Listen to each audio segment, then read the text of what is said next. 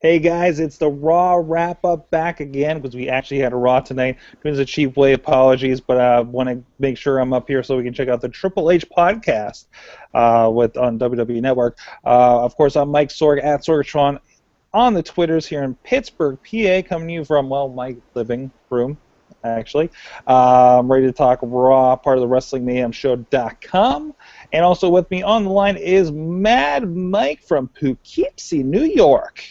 Sorg, there's a lot of snow here. Why didn't they cancel Raw again? I know, right? Because they were in freaking Denver. They know how to deal with that kind of stuff. Anyways, no, Raw tonight. Geez, where do we start? We had like a 40-minute promo at the beginning. Oh, we're back to our old ways. We had to stuff in all that stuff. We had one less week to set up for the next pay-per-view, including making Roman Reigns feel inadequate, so he accepts a match to put his WrestleMania spot on the line. Sure. Uh, yeah, I mean, I I wonder what would have happened if Roman said no. Yeah, yeah. It's kind of like you could just said no. That's No, I won that match. I mean, you can have them fight if you. I don't care. like I'll wrestle Bryan. Let's have a match. Yeah, sure. I got Lesnar. I got I mean, Lesnar. hell, I'll fight both of them in a triple threat. I'm not losing my spot though. Yeah, it seems to make sense. That's kind of mine. But in the end, we did get a tremendous Bond villain reveal from Stephanie and Triple H. Mm-hmm. There. So, other than that, again, great main event. I thought Daniel Bryan and Seth Rollins. I think it's the first time we've really seen Daniel Bryan kind of go at it with somebody. You know, he's had a casket match with Kane. He's had a few other things, but really go at it to see if he's fully up to speed with the Seth Rollins.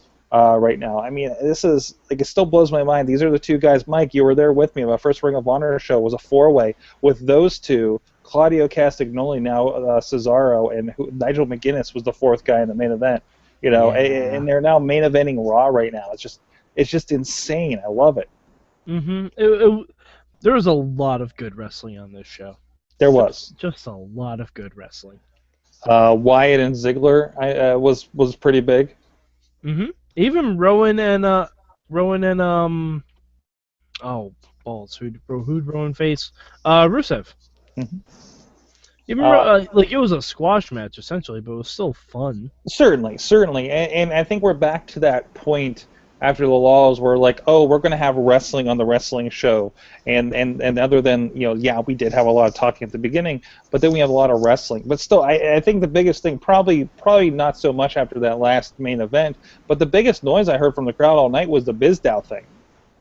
Yeah, I wonder if they know exactly how long they have till WrestleMania because it's a while. It seems like they're doing. I feel They're like it's not going starting. to go that long. I think it has to. I think it has to.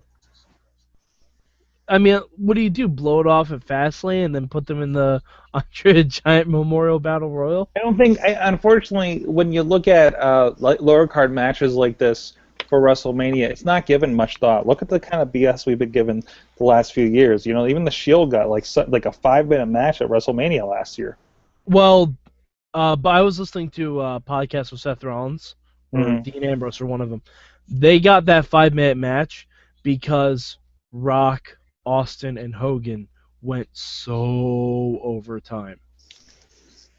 They went really like I believe that. they were supposed to get. It was Ambrose. It was Ambrose on Jericho's podcast. They were supposed to get 15 minutes for that match, but the opening segment went so long that they're like, "Oh, okay, 5-minute squash." Like everyone got cut short on that. So I mean, you know, you can't really blame the mid card for that, I guess. Right. You But I really mean, blame the legends. it shows how little they give something like that. And even that match was like a weird put together match, I thought too. But other than that, I think a lot of fun. Even Fastlane for being such a weird new pay per view. I think is shaping up pretty interestingly. It's kind of interesting still to see how creative they're getting with these without a title picture for a lot of these pay-per-views. And I really think it kind of made things feel special going into Royal Rumble. I think we were all very, very excited about that. I loved on SmackDown. You guys talked about it. Triple H putting over that main event that we had, that triple threat main event at Royal Rumble, and I think we're having great stuff with that. Other than that, we had Divas action tonight. Kind of furthering Paige in the Bellas, I guess. Good to see Alicia Fox in there, and the Rhodes brothers actually was a pretty big.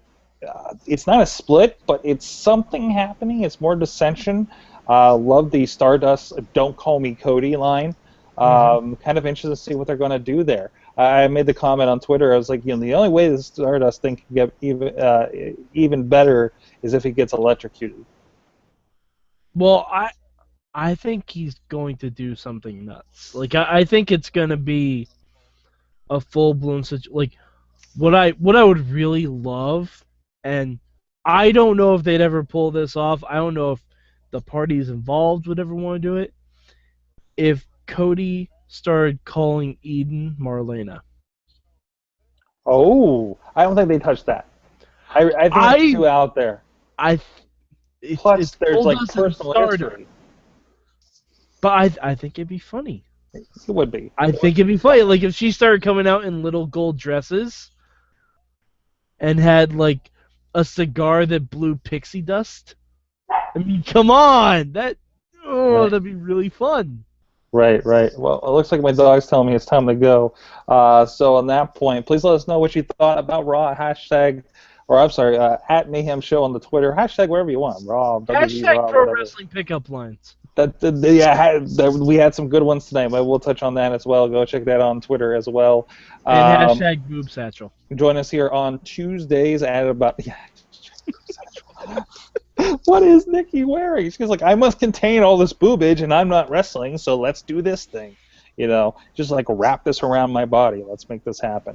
Anyways, but no, join us, WrestlingMayhemShow.com. We're live Tuesday nights at 9 p.m. Eastern Time. Well, Matt Carlin's joining us on there. And week 3 of the Mayhem Mania game. You can find out more about that at mainstream.1t.blogspot.com. Sorg, I've said this on every other show I've been on. I'm gonna kill it with a lethal dose of poison. My retirement match. I'm gonna kill it. Where Ric Flair and Shawn Michaels come back in a tag match with Sting and Triple H. I think it'll be tremendous. No one loves anyone. Nobody loves anyone, Sorg. I'm gonna kill it. We're going down. I'm gonna kill it. Explain that. Well, you go check out the blog post, or go check out the last bits of the show from the last few weeks. It's been a really fun game that we've been doing here going into WrestleMania. Of course, Indie Mayhem Show will have some fun conversation booked for next week. For that is Colin Delaney, the extremely cute wrestler. So looking for some good stuff there. So with that, guys, for Mad Mike, he's at Mad Mike 4883. I'm at Sorgatron on the Twitters, and we'll see you guys next week for Raw.